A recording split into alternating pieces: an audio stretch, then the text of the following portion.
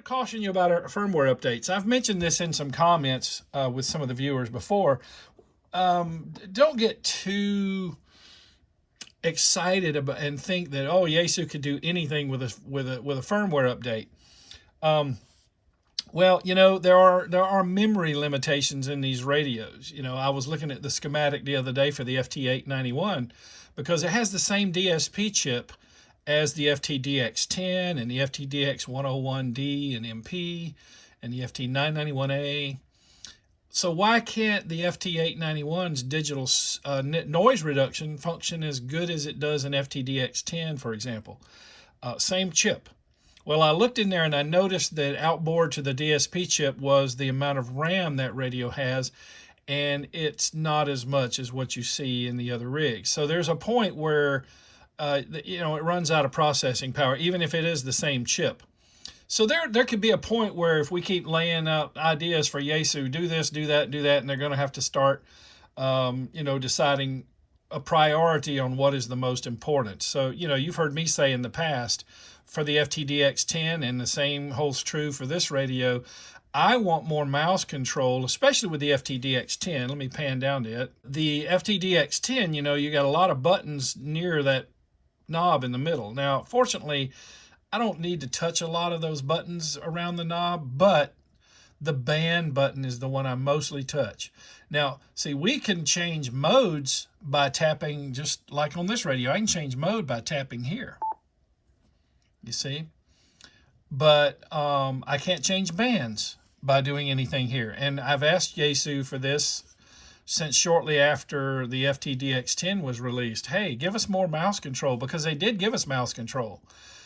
We can do some things with the mouse. I have the mouse connected to the FTDX10 down here. I can click in the waterfall and, on a frequency, and it'll put me it'll put me where I clicked, click like on a point on there, like a little spike there showing a signal.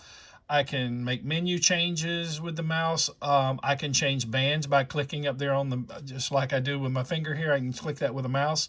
Interestingly enough, if I click here, I can't change frequency except with a knob. And another thing is, I can't make changes in the menu until I press the function knob to get into the menu. I want to be able to right click and then get into the menu. Maybe right click over this area here, since there's nothing really going on here with a right click. So make a right click, bring up the function menu. I want to be able to left click this and change frequency.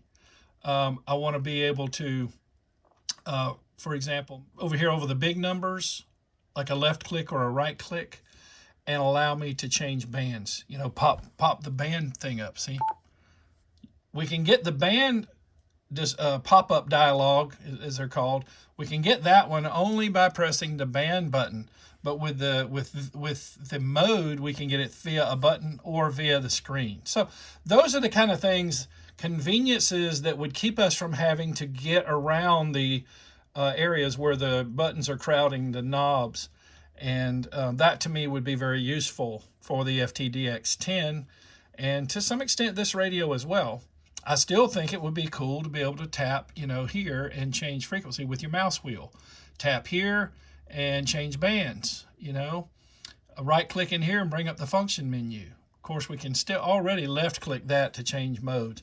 So, you can also click here to change your what your meter is set to. Mine's on SWR. I usually leave it there. So those are just some of my thoughts as far as, some things that could be done to improve it, but we have to realize that we may hit a memory limit with these radios. They put in X amount of physical memory, and all the changes that, we can give them all these changes to make in firmware, but they're going to run into a brick wall at some point. So I encourage you to write Yaesu, go to their yaesu.com, go to the contact us link, and give Yaesu your feedback. I know sometimes it seems like they're not really paying attention, and I agree, because hey, no backlit buttons on this, right? I've got a light shining on this radio. We had backlit buttons on the 891, the 991, the 991A, and all of a sudden now we don't have backlit buttons on the FTDX10. Many of us complained about it, and here they come out with the FT710 and they don't put backlit buttons. That's what I call a missed opportunity there. But nonetheless, I would still go ahead and voice your request to Yaesu. Make them known anyway, just in case, because every now and then something does sneak its way in here. For example, as you saw in another video, they've added a option here for, you scroll down, I'm trying to get around, there we go. Oh, I'm sorry, I'm in the wrong place. There we go. So under Operation Setting TX General, look at the bottom here, you can change the meter from average to peak. We didn't have that option on the FTDX10. People ask for it. So occasionally, you know, you just never know. Maybe your request will be acted upon. So don't just complain. My view is this: if you don't vote, don't complain about your politicians. Well, if you don't write Yaesu and tell them what you would like to be done differently to the radio, then there's no reason to get on social media and complain. Get on social media and complain, but wait until you can even post your comments here on my channel. Post what you think should be different.